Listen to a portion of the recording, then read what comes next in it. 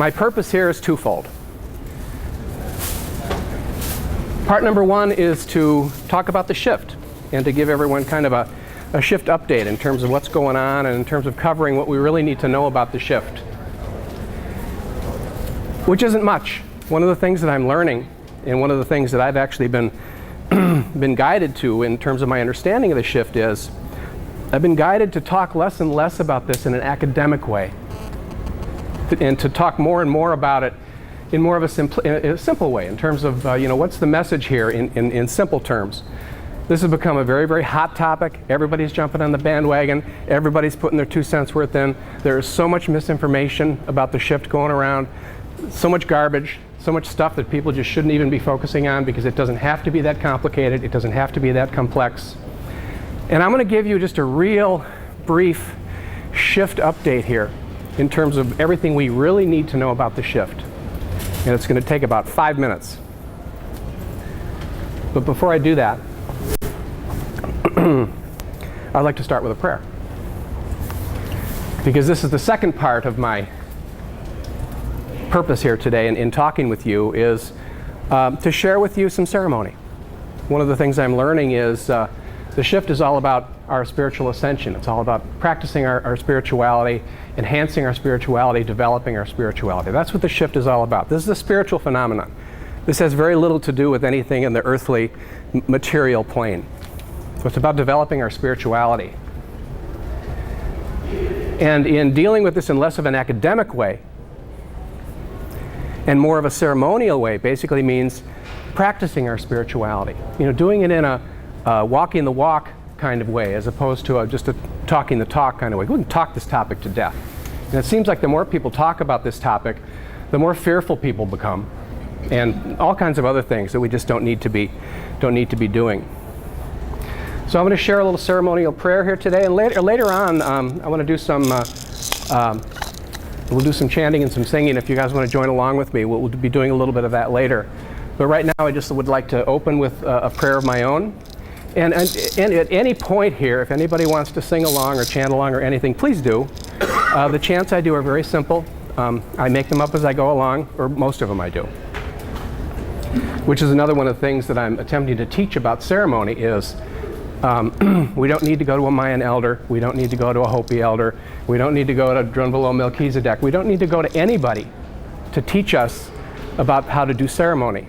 Because we all have this within inside of us. And once we tap into our spirituality, we can be the source of our own ceremony. It just comes from within. Whatever you sing, whatever sounds come from you, whatever tones come from you, whatever music comes from you, that's your ceremony. That's what connects you to spirit. Very, very simple. Well, I'm going to open by singing a song. Sing this song to the divine spirit of the living universe. Sing this song to my spirit guide, the council of the grandfathers. Sing this song for the purpose of connecting with spirit, for the purpose of connecting with my spirit guide, the council of the grandfathers, and bringing that spirit guide down here with us here today, joining with these spirit elements. Again, that's what ceremony is. Ceremony is connecting with spirit. Ceremony is a spiritual communion.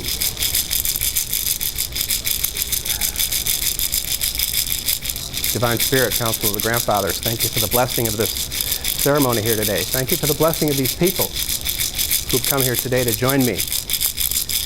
I pray for your guidance, Divine Spirit. I'm so humbled at this opportunity, at these beautiful people who've come to listen to me here today.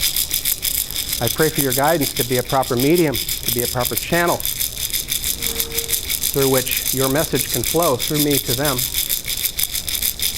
I'm very humbled at this task that's been assigned to me. I pray for your guidance with this.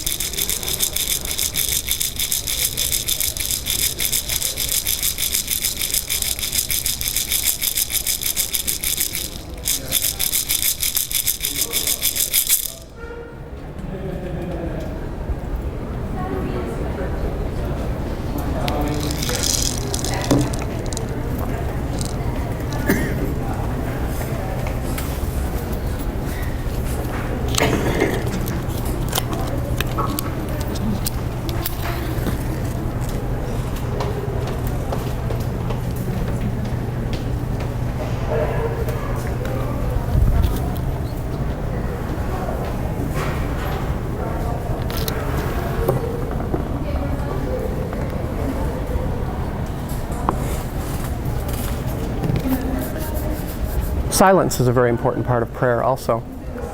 Very, very important part of prayer is silence.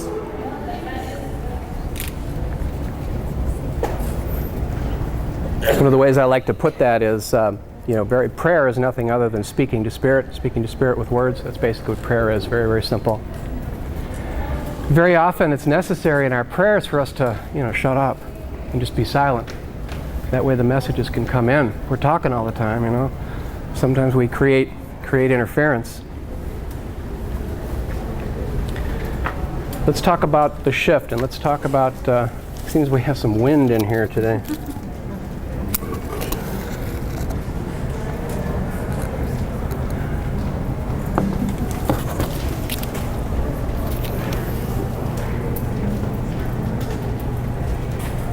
I know I'm not supposed to be doing this. I'm violating all kinds of fire laws and stuff, but what the heck. Let's talk about the shift, and let's talk about what we really need to know about the shift. Let's cut through all the nonsense and get to what's really important. And I should probably paraphrase what I'm about to say by saying that my primary source on this are the indigenous nations from all over the planet, primarily the Maya and the Hopi. I recently have made a connection with a Mayan Elder, an association. I've joined his group. I've been to several of his ceremonies that are held. He and his group are building 2 sustainable communities. It's really hard to hear you. Really step forward. I can't hear it all.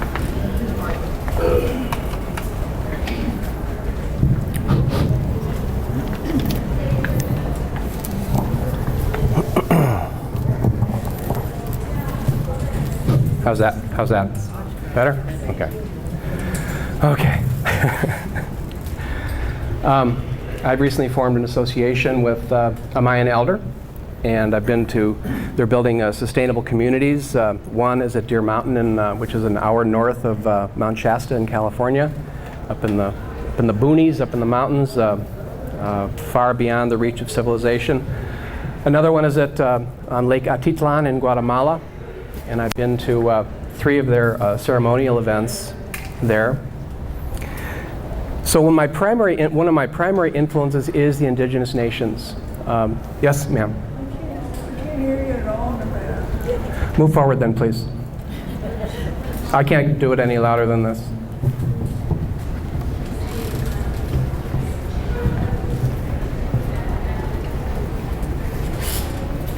building a sustainable community also on Lake Atitlan in Guatemala.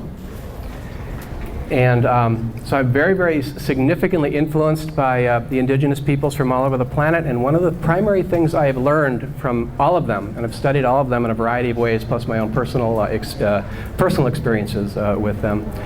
One of the primary things I've learned is that they are all telling us the same thing, virtually identically the same thing. And it bears a very little resemblance to what we hear in our New Age sources. Very, very little resemblance, because the message here is a very, very simple one. And I'll give it to you right now. I'll give you the primary message and the primary thing that we need to know about the shift. The shift refers to a time of a shifting from a world that is dying to the opportunity to create a completely new world at this time. So we have one world that's coming to an end and the opportunity to create an entirely new one. This is a result of a 26,000-year cycle.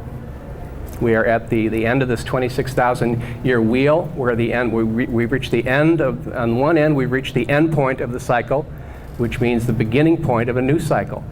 It's very similar to the cycles of birth, life, death, and regeneration or rebirth. It's basically the same cycle. So this is a tremendous time of transformation. It's a tremendous time of rebirth. The other thing that all of the indigenous prophecies tell us is they tell us that this does not, and even the Mayan elders, they will tell you this. The Mayan elders who are coming forward at this time, they spend very, very little time focusing on the ending of the Mayan calendar, very, very little time focusing on December 21st, 2012, and what's going to happen on that date.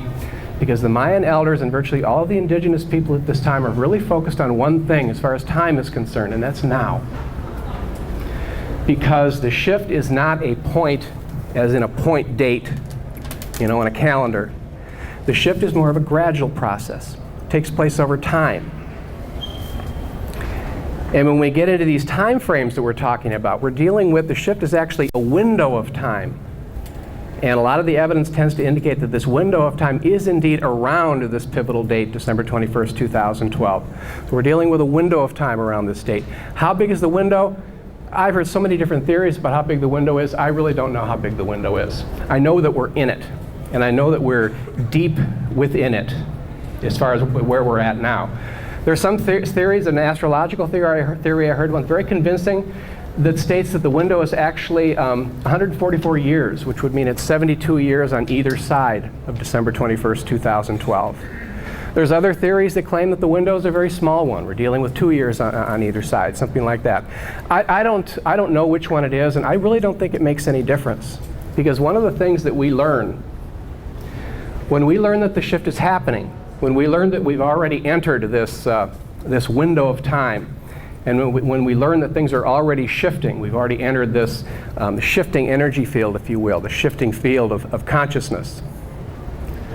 One of the things that we learn when we learn that is we learn that all of these dates, all these predictions, all these particulars as far as dates are concerned really don't make any difference, because the only date that matters is now. The shift is essentially, and this is another one of the things, let me just share with you a little story about all this.